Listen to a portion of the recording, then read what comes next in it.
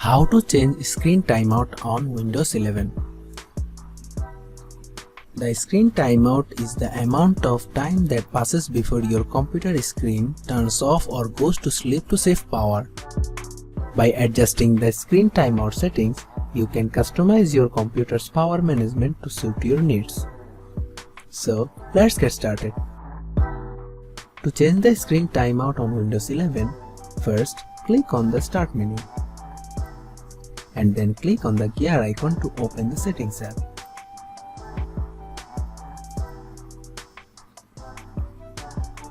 Once you're in the Settings app, click on the System options. In the System settings, click on the Power option on the right hand side. In the Power settings, you will see an option called Screen and Sleep.